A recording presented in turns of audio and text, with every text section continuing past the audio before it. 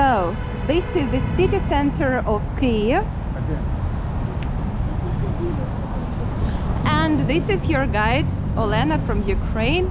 Hello ladies and gentlemen, welcome to Kyiv, to the capital of Ukraine, the capital of the brave people of Ukraine. Well, look at these wonderful streets, the wonderful weather, sunny day in Kyiv, golden autumn, very beautiful, very nice. Cafes, cafeterias, shops, everything works. And if you come here and if you don't know that the war goes on in Ukraine, you don't even feel it like at all. But if you look attentively at these people who are smiling, but anyway, there is, you know, you can feel, you can see the stress on their faces, and you can see resilience and yes, some fear in their eyes too, because this is something you cannot hide. But otherwise, yes, everything works. I came here by metro. This is a trolley bus that's working here, and I decided to come here for you to show you the city center and the place that was bombed by Russians last week on Monday. Well, on Monday I was supposed to take my children to dentist. I didn't. We were hiding in the bomb shelter. We spent 2 nights in the bomb shelter, but now we are like back home.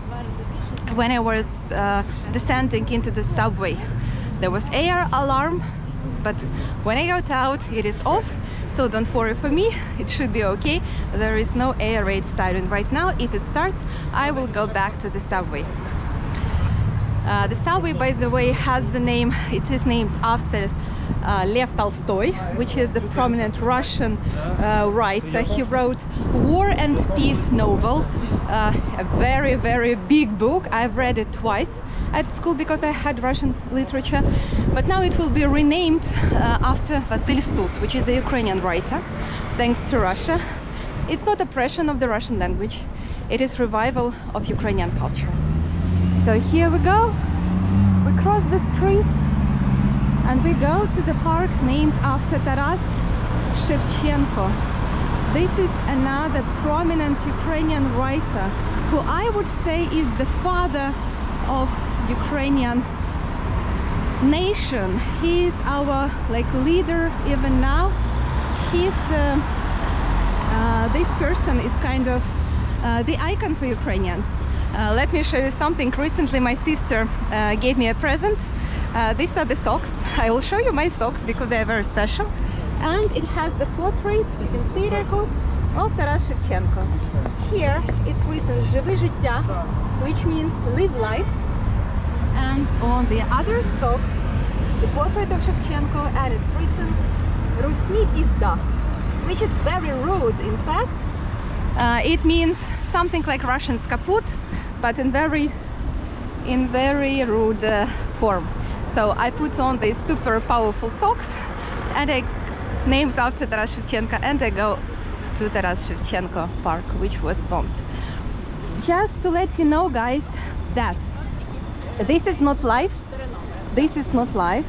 I decided that I'd better put my GoPro camera and give you the high quality video of this park.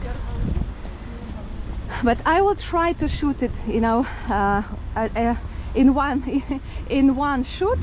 So I will not, I hope I will not stop it and start again.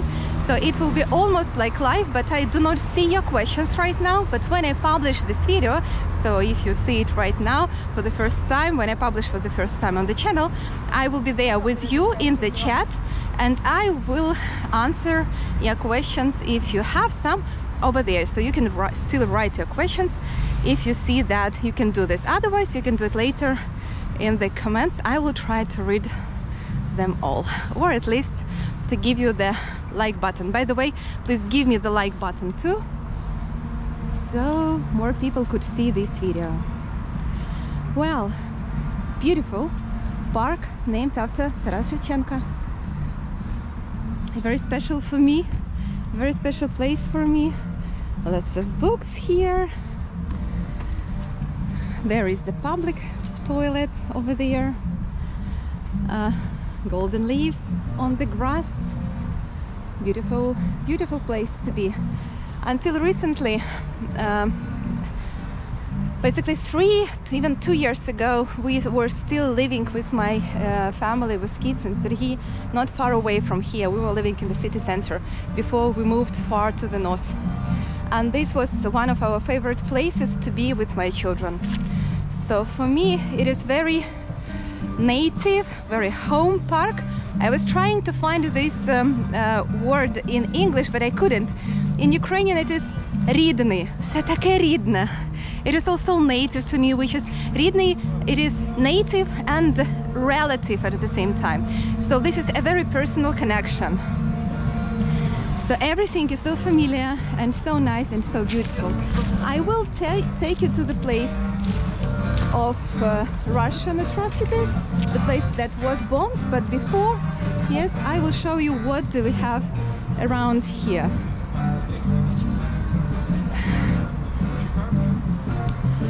So in this part of the park we have such benches and small tables, and this is a very interesting place because this is the place for the local gambling.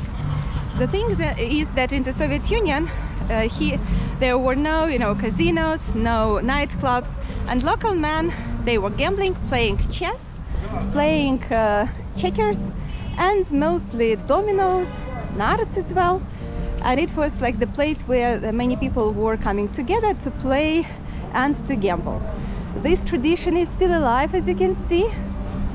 The place is very well organized. There is the roof, everything. So if you play chess, if you like this, you can try your luck with the local players. The park is older than the Soviet Union. Basically, the park was founded in 1860s, so almost in the middle of the 19th century, and it was founded here because of that building over there. We will come closer to this building too, which is the university named after Taras Shevchenko. But back then, in the 19th century, Kiev was the part of the Russian Empire because it was colonized by Russia, it was occupied by Russia. And the Russian Tsar, he decided to put here the university, and at first it was named after Saint Volodymyr, who baptized Kiev and Rus, a very prominent figure for the Ukrainian culture, and Russians are trying to make him theirs too. Interesting fact that both presidents of Russia and Ukraine have the same name, which is Volodymyr. Yes, and Saint Volodymyr, after him this university was named first. It has the red color. It was always like this. And why? Because the red color was the color of Saint Volodymyr ribbon in the Russian Empire. So here it is. It was founded a little bit earlier than the middle of 19th century. This is one of the first universities in Ukraine on the current Ukrainian territories. And this is mine university too. We call it Red Campus because it is red. Me and Serhi, we studied in this university, but not in this building exactly. This is the main building and the oldest. We studied in the Institute of Journalism in another part, but basically I can say this is my alma mater. Such romantic couple over there, enjoying the sun, enjoying love. Little puppy. Yeah, just again and again I say that it looks so peaceful and nice and beautiful. 1 week ago, when all of this happened here, these Russian bombings of the city center, which didn't happen like in the last couple of months, and people kind of relaxed a little bit here in Kiev, like I thought that maybe we already have a very good air defense system, so it's not that dangerous anymore. But then, these bombings in the city center in the morning, people were really shocked. I personally had a very traumatizing flashback to the 24th of February, because I came back to the same bomb shelter with my children, and there I met the same people with whom I was hiding the whole February, the end of February and spring from the war. I was re-traumatized by this event, And last week for me, mentally and morally, was very hard because I was again in this awful stress. But the others, I can see they survived it much better than me. Many people in the social media were saying that they are not that afraid anymore. They do not feel this fear like on the 24th of February, but they are very angry. And in the same day, you know, for Serhiy Prytula Foundation, Ukrainians donated more than 300 million of hryvnias for revenge, officially. By the way, you can find the link to Serhiy Prytula Foundation, who already collected, in the description of this video, he already collected money for the space satellite, for a lot of useful things for our army. Yeah, and now for revenge too. The proof that Ukrainians were not panicking this time is that if on the 24th of February and later there were traffic jams on the way out of Kiev and millions of people were leaving the city, this time it wasn't the case. People stayed in Kiev, people stayed here where they are. I just want this musician to play again.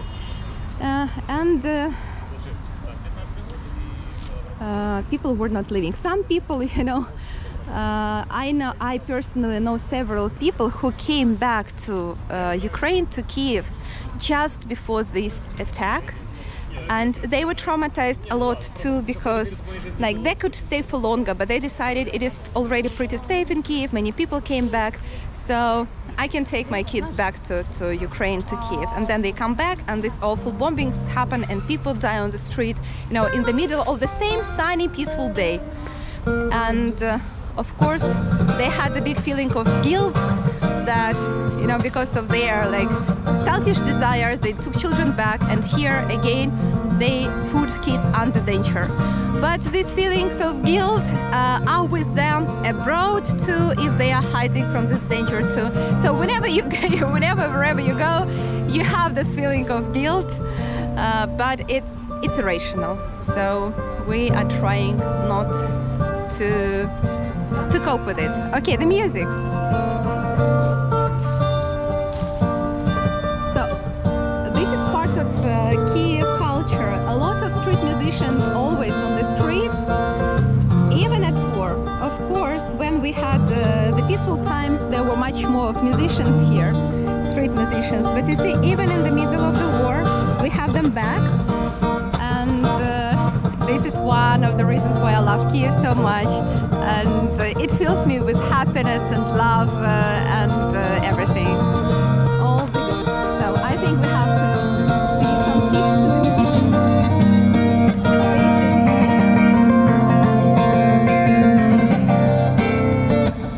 Beautiful music, beautiful people.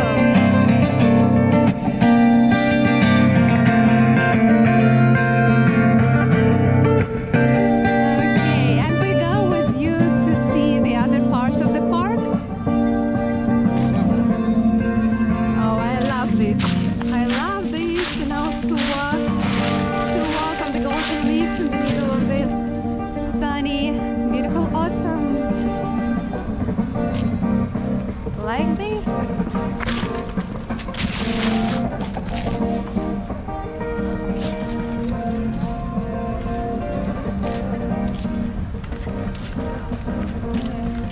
Guys, when the war is over and it's safe here again, I invite you to come here, and definitely you will want to see this park. I can't say it's the best one, but after these bombings it became truly remarkable place to be, and it's a nice place to be too. Well, here under the protection is the monument of Taras Shevchenko, the guy that I have on my socks. You may ask, Olena, Taras is the name of your son? Yes, you're right, we named our son after Taras Shevchenko, because he is the father. We call him Father Batko in Ukrainian. Also, I like how the name sounds, and also because this is a very personal place for me and Serhiy, because here 15 years ago we were sitting on these stairs drinking red wine from the bottle together, and Serhiy said, "Pani Gnes, which means Mizhnes. This is my surname. I think I love you. And later he asked me, may I kiss you please? And I said yes. And now we have 3 children. This is how it works. Since then we are together, and the longer we are together, the more I love him. From the first day of the war, my husband is in the army. He volunteered to the territorial defense. He is still there, but soon he should be demobilized because there was a new law about demobilization of parents who have 3 and more children under 18. Okay, so as you can see, the date when this monument was put here is 1939. It was already the Soviet Union. Before this monument was put here, there was a monument of the Russian Tsar, Russian king, Mykola I. You might ask, why putting Taras Shevchenko? He is Ukrainian here. Was Soviet Union supporting Ukrainian culture? Well, the thing is, when Taras Shevchenko was living here in Ukraine, this was at the times of the Russian Empire, and he was writing poems against oppression of the Russian regime of Russian Tsar. And like the Soviet communism was kind of against Tsarism, against the empire too. And it was, you know, like manipulation of information, because they used the figure of Shevchenko as a revolutionist against Tsarism. But it was at the same time they had to make a compliment towards the Ukrainian culture, not because they created Ukrainian nation, not because they supported Ukrainian nation, just simply because Ukrainian nation, Ukrainian state already existed and they had to live with it. So kind of to make their communization milder, softer, you know, they did it. And as you can see, the year 1939, this is the year, the worst years. 30s were the worst years for Ukraine, because at this time they organized the artificial hunger, famine, and millions of Ukrainians were killed by starvation. As well, they shoot almost all the Ukrainian national intellectual elites back then in 30s, just imprisoned, deported, sent to the Russian Far East, and simply killed. All our, you know, the most intellectual, the writers, painters, singers, Kobzars, all you know, figures of culture, they will just liquidate it. But they put the monument. This is how the Soviet propaganda worked. Okay, so this is where we were sitting with Sergei 15 years ago. Honey, if you watch this, I'm so happy that I said yes to you 15 years ago. And I hope that very soon, or at least one day, we will sit with you here again and you will kiss me again here. Okay, how romantic I am. Meanwhile, yeah, on the other side, this is the university named after Taras Shevchenko. Luckily, the university was not damaged by the explosion. The monument was not damaged either. And now we will go and see what was damaged, because the explosion happened just behind this monument. There is the playground which was attacked by Russians. Well, just to make it clear, I don't think, well, that shocked the world. Russians destroyed the playground in the center of Kiev. I don't think they were targeting the playground. They are just butterfingered, the new word, English word for me.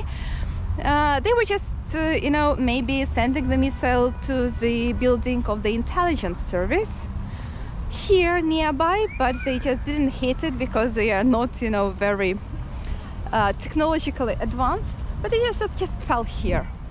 But the truth is that they do not care about civilian casualties. They think it's not a problem to kill more people, more Ukrainian people. Moreover, this is their basically target, to kill as much Ukrainians, yeah, people who identify themselves as Ukrainians, as more as possible. And yeah, to put, you know, to make Ukrainians panic, run away, to evoke refugee crisis in Europe and elsewhere. So the terrorism, this was the aim of this Russian attack. So here we are, very close. You see people watching this hole, taking photos of it. Basically, some trees were damaged, a couple of trees, and the playground. This estimated 2 million of hryvnias is the damage of this attack. But the missile costed few millions of USD dollars. Don't think So that very expensive. So here we are, this is this hole. So if during the week I was very much depressed and I was really feeling a big fear about this, but when I see these wonderful people, you know, I'm happy again.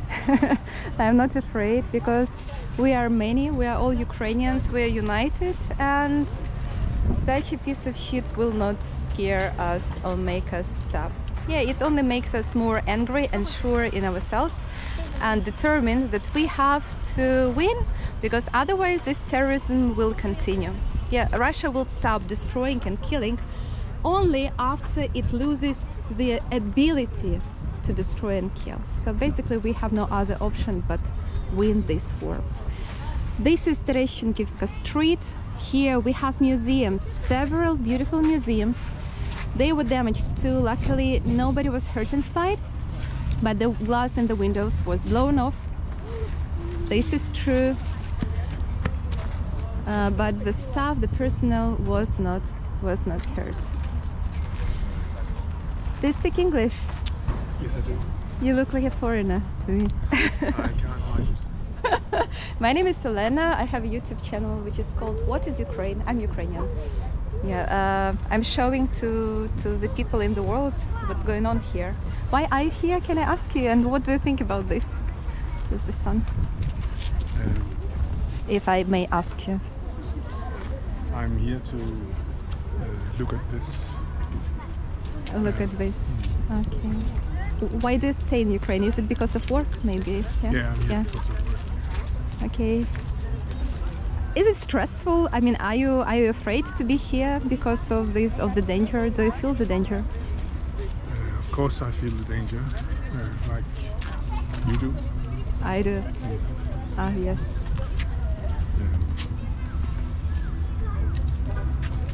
Of course, I do that. Okay. But nevertheless, you're determined to stay here as long as needed. Of course. Okay. Thank you for this. You're welcome. Thank you. Well, I will find now somebody else who may be willing to talk to me. Will you? Do you speak English? I don't speak English. A little bit? Little. A little. So this is for YouTube channel What is Ukraine. I wanted to ask you, why didn't you leave Kiev? You are young. I'm sure you traveled before, but you stay in Kiev even though it is that dangerous. Why do you stay here?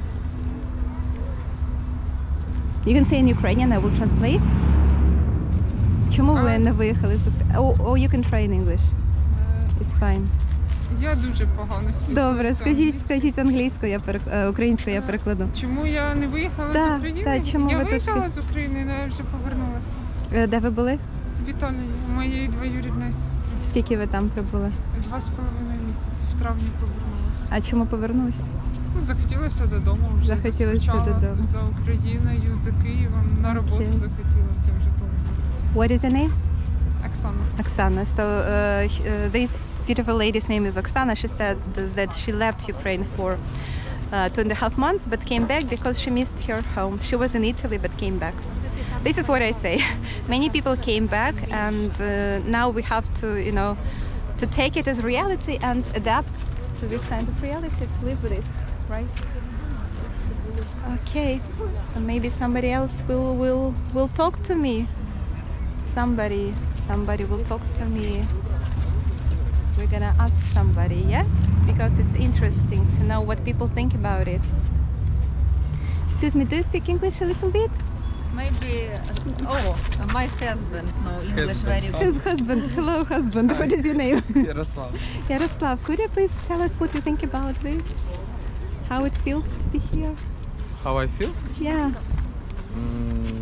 For me it is not a surprise because Russians have been terrorist state for centuries, and it is during whole our history we have been in this counter like there were a lot of wars before.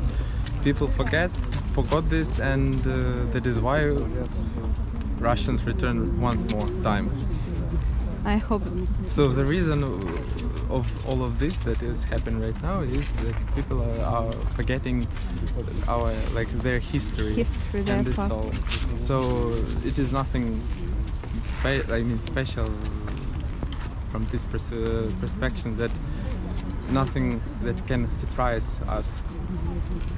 I mean, those people who learn history, because they behave as they did it for centuries, and that is why, yes. And my nephews were playing on this playground before in this park, and it could be like monument of our Russian and Ukrainian relationships, because that is how they actually acts. Yeah, these are their actions, yes, because words are different from actions. Not only with Ukrainians, but also with every single nation with who other will nations.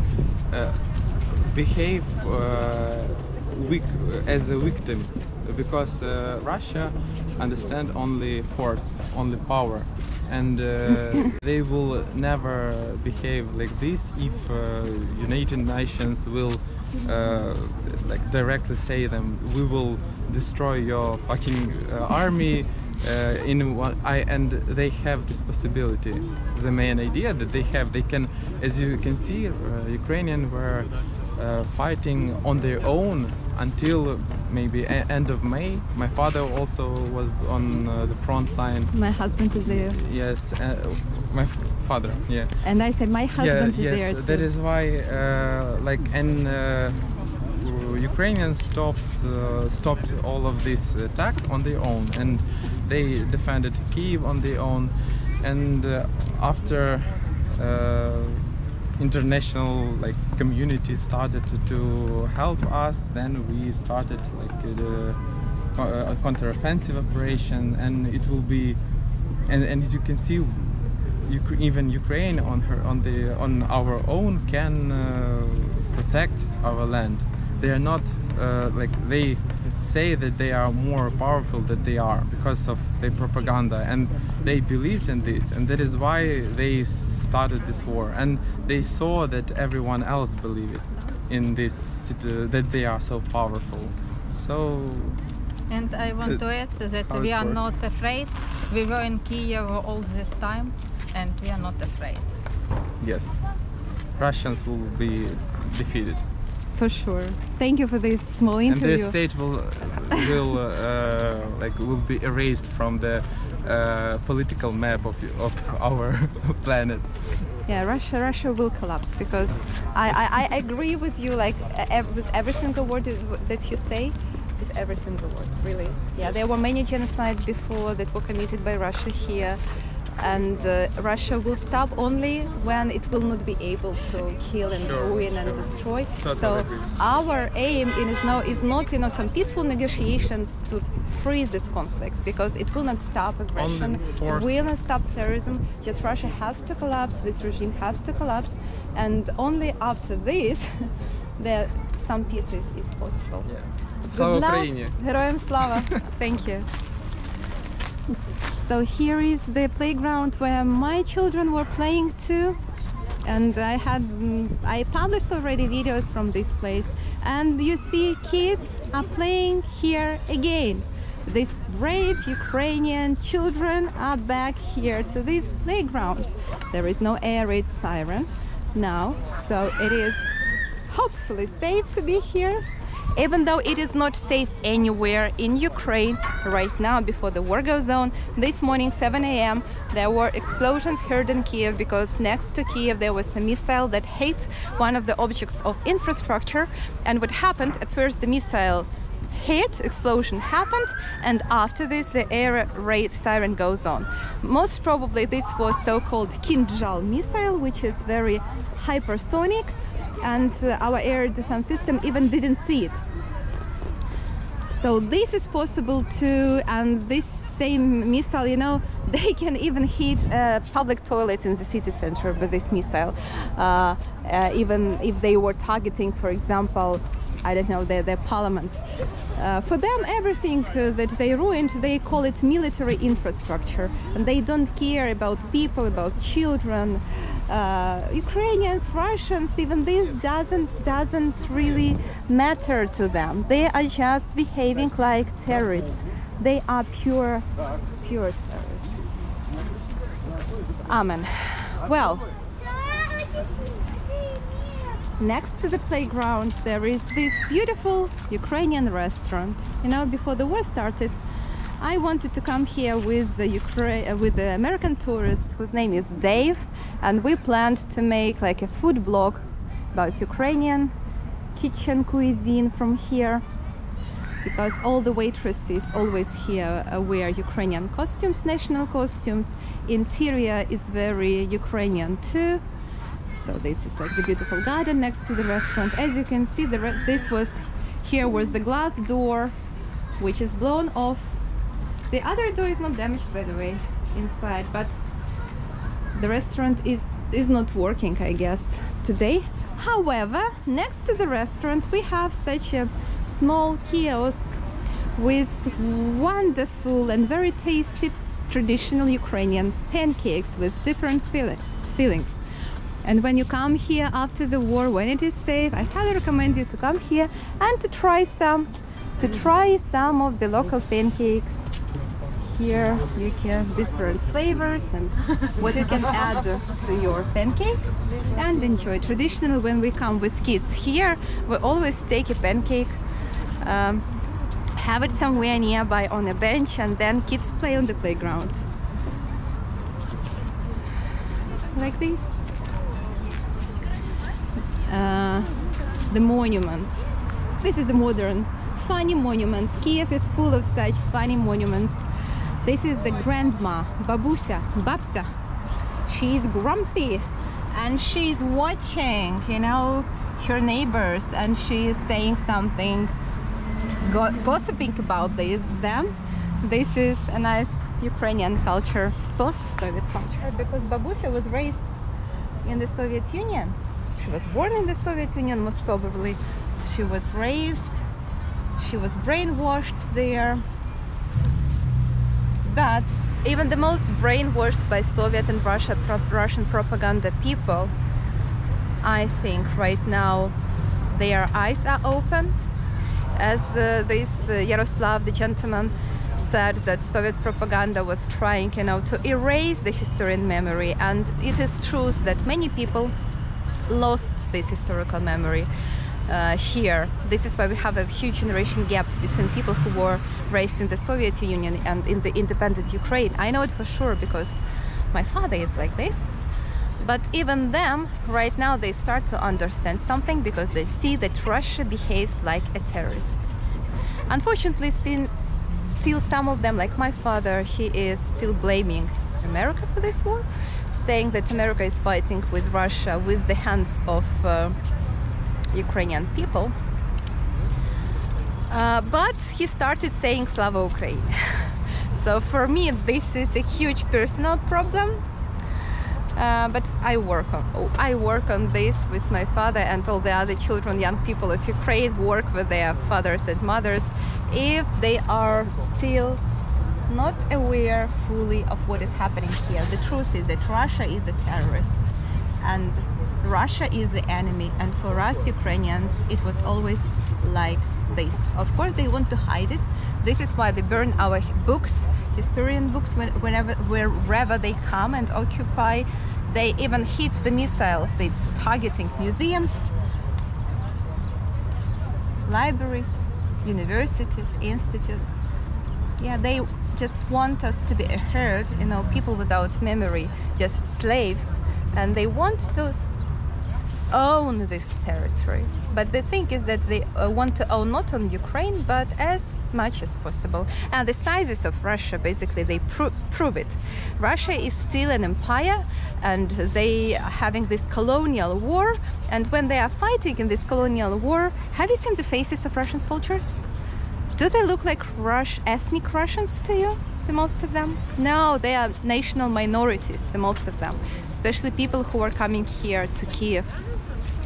Буряты, Yakuty, Chechenцы, national minorities. So they use them as, how is this word in English, as the cannon meat, yes? And they don't count the victim. They just use them, and use them. They don't care how many people die. For them, the more their own soldiers die, that means they were fighting great. You know, this is the diagnosis of their effectiveness. And this is what they do. They take another territory, they turn the local people into the colonia, and then they use them, you know, in their army to advance and to take more territories. But of course, Ukraine for Russia is always a special place because their ideology is very much, you know, based on Kiev and Rus, which is not really the thing. You see, I hope I will make another video about this Russian connection to Rus and to Ukraine.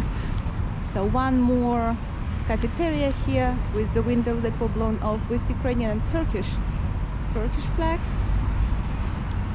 And another part of the museum, of the park, sorry. The park has two nice fountains that work in the summertime, and it's always in the summer so nice to be nearby and refresh yourself in the waters, in the gaze of these fountains.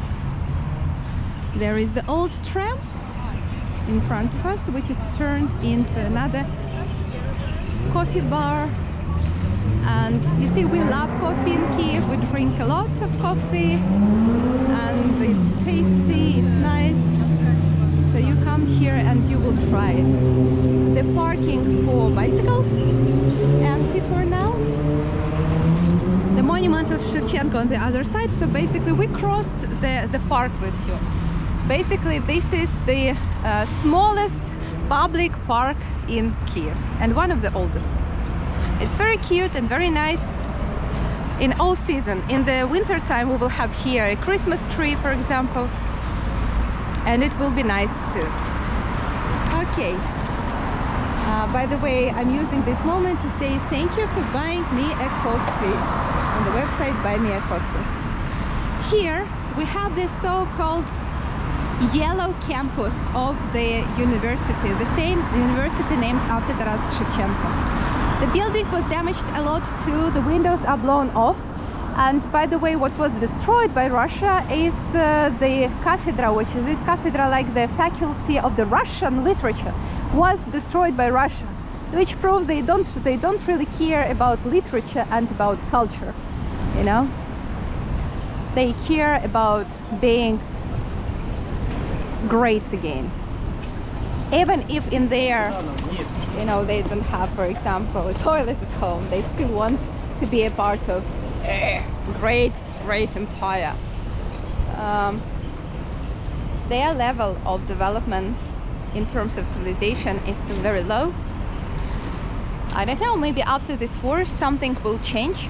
Maybe no. Maybe this is, you know, the swamp, a big swamp on the map of our planet Earth, you know, the hell on planet, you know, and we just have to understand it and somehow to live with it and to fight with it. We will not let them destroy our planet, destroy liberties, democracies, everything that we are fighting for. You know, these are values for us that we are fighting for. Not only Ukrainian identity. The thing is, the part of Ukrainian identity, it was always democracy and freedom and liberties. You know, Tsar, the king, the power in one hand, this is not something Ukrainian. Ukrainians were always democratic. Always, you know. This is the monument of romantic couple. Romantic couple in love. Very beautiful one. And on the other side I want to show you this This is the local like modern art, street art. On the trees you may see the eyes. This is the work, pretty old one by the way, work of an artist whose surname is Nayem. The meaning of this work is that nothing will remain unnoticed. And I guess the Russian aggression will not be left unnoticed.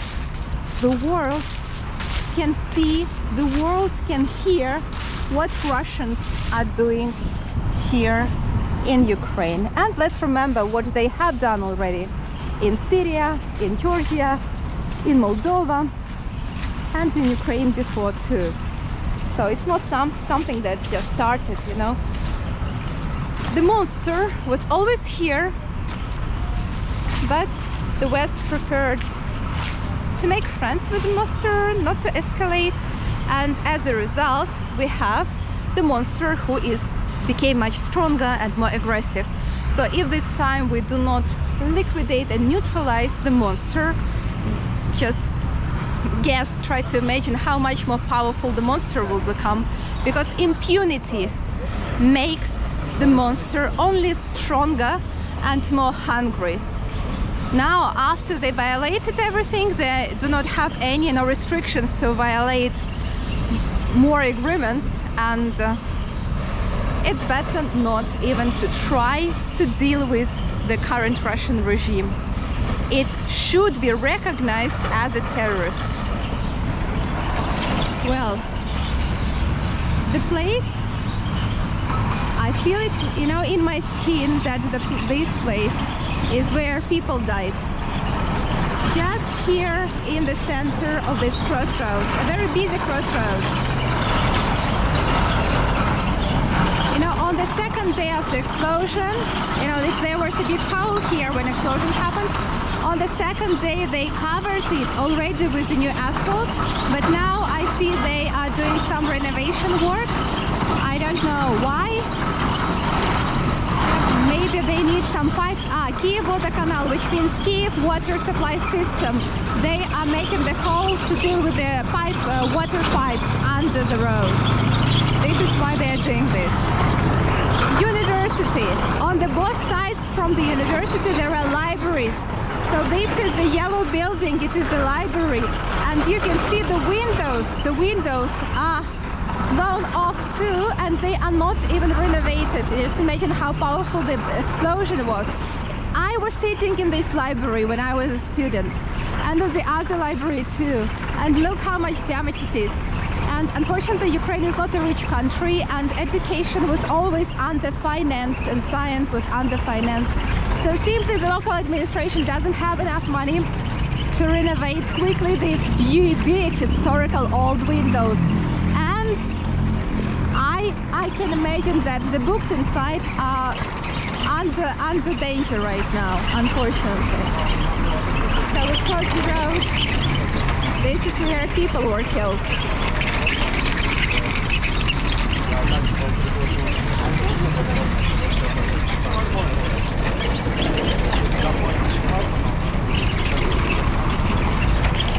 But this is where I was taking my tourists before the war, when we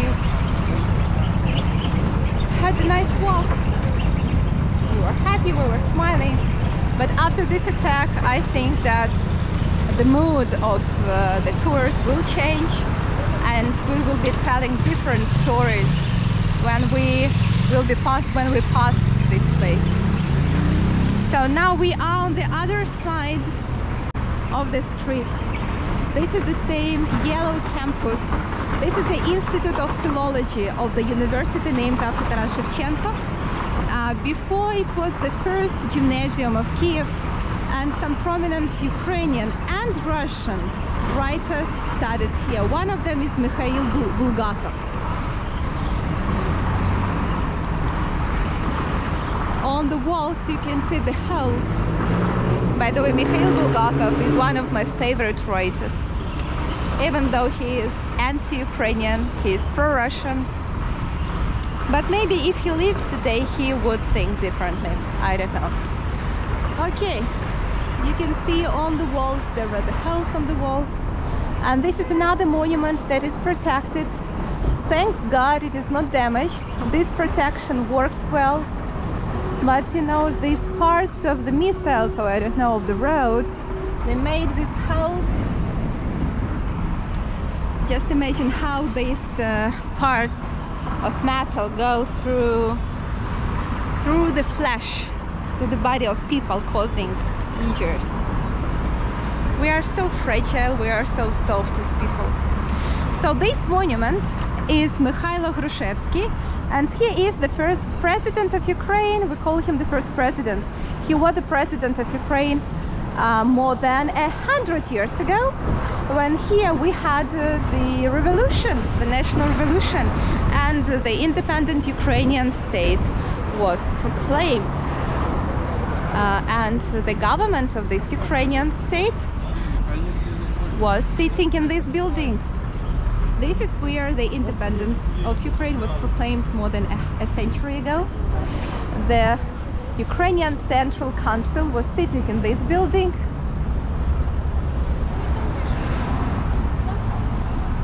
The building itself is pretty old. It is more than 100 years old. It was opened in 1910 as a pedagogical museum. You can see on the roof there was the last historical roof, and it is very damaged by this explosion. The shock waves were very powerful. The building itself is pretty old, and it had to be renovated. Now it needs renovation even more. Now it's even more expensive. Now it is even more complicated to renovate this building. You can see, you know, the windows have no glasses. And I don't see any repairing works here. I mean, probably the most of finances right now are given to the army, because first of all we need to stop the aggressor and to survive in this war. The second, to help people in need who lost their homes and everything to survive. And the culture, architecture is kind of left behind. Simply not enough of money to do this, unfortunately. I don't ask you, to donate on this, because I still believe that the number one thing to do is to defeat Russia. You cannot stay here and catch the missiles and cover the holes from these missiles. You need to stop the missiles and need to destroy the source of these missiles. You need to deal with the reason of the problem, with the problem itself, with the root, but not with the consequences. If you deal only with the consequences, there will be simply more and more destruction, simply more and more. On the other side, this is the Academy of Sciences of Ukraine, one more interesting and important building, and as you can see, it is not damaged at all, luckily. By the way, this building is very special for me too, because when we were living here nearby, Katya was attending her ballet classes in this building. On the upper floor there was a big hall, and she was dancing ballet when she was little, and she loved it a lot. But then we moved to another part of the city where there was no ballet, and they just started doing some sports. But when she was learning to dance ballet, she even performed in this building, which is the National Opera House of Kiev. And this building is pretty old too. It is more than 100 years old building, National Opera House. As you can see, both buildings, the Opera House, we will come closer, and this pedagogical museum, both buildings were built more than a century ago, and both of them survived the Second World War, but there was a real risk that they would not survive, because when Soviets were retreating from Kiev, they put a lot of explosives in the city center of Kiev, and blown it up when they left, when Nazi troops came in. Lots of Nazi died, lots of civilians died, and Khreshchatyk, the main street of Kiev, was totally destroyed. Explosives were put into this building and into that building. But Germans, just in time, they found them, and explosions did not happen. It's not that I have any sympathies to Nazi Germans, because any kind of occupants is bad, and Ukrainians, by the way, were fighting against two superpowers, Nazi Germany and Communist Russia, for their independence. But we failed because we were too weak, and nobody wanted to recognize us as, you know, independent state. But now it's different. You see, now we have this support from all over the world, so thank you for this.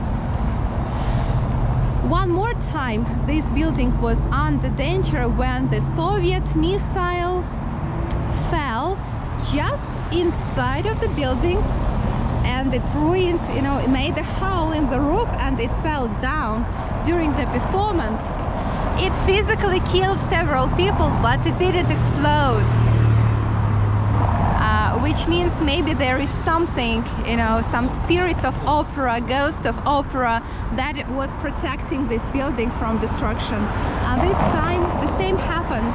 This building is not ruined, it's intact, and it will keep standing here. So, ladies and gentlemen, almost 1 hour of this almost live tour for you.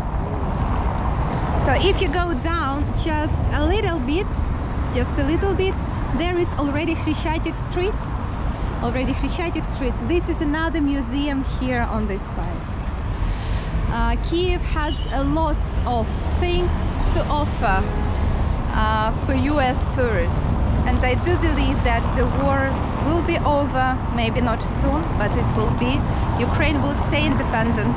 Ukraine will be open to guests, but closed for terrorists.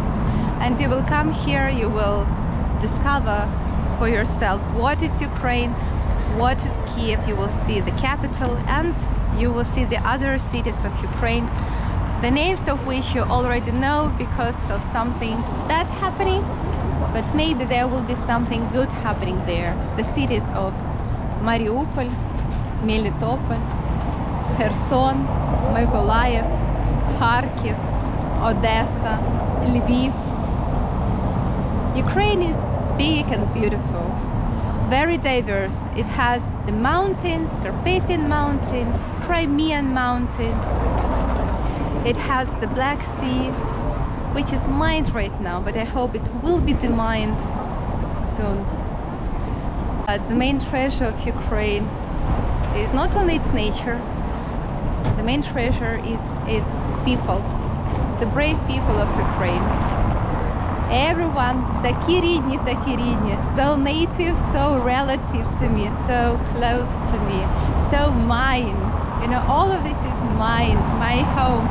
I love it. This is the place where I breathe freely. The place to which I belong, to which I will always belong. And this is what most of the local people feel. Recently, this night, I listened to the interview of one psychologist, military psychologist, and he said a very interesting phrase that now we have less of people in Ukraine, but more Ukrainians in Ukraine. For those people who stayed, for them, their identity is very important.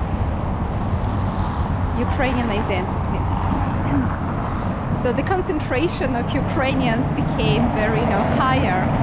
At the same time, the war, of course, this aggressive attack, it made many Ukrainians, most of us probably, if not all of us, to feel more ourselves as Ukrainians, because when somebody tries to destroy your identity, to forbid you to be who you are, basically to kill your spirit, the spirit becomes, very important for you, right?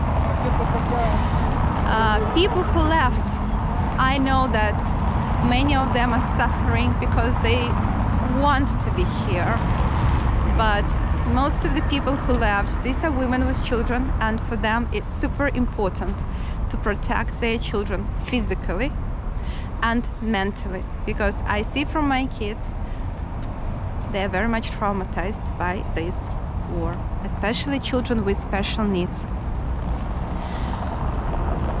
So I'd like to say thank you to all of you who support these people, who help them, and you will help them to come back to Ukraine stronger and rebuild this country. We need them back here to rebuild this country, to when there will be rebirth of Ukraine. Well, guys, thank you for your attention. If you are not subscribed yet, please subscribe my channel. It was a pleasure to show you this part of Kiev. Thank you for taking me here. If not you, I would not probably come here just to enjoy, because I have a lot of work to do with my 3 children over there at home. But today I was lucky because the babysitter could come and stay with kids. We visited the dentist on Thursday, and I took there my kids. Yesterday I visited the dentist myself. I did it, and today is Saturday, and cool that I could come here and make this video, guys, for you. Okay, over there is Krishchatik Street. So thank you for your attention. It was your guide Elena from Ukraine. I miss you guys so much. I missed tourists, I missed your eyes, I missed your wow this thing. And I really hope that one day, hopefully soon, I will see your eyes filled with love with Ukraine and Kiev. I will see it soon. Thank you for your support. Goodbye.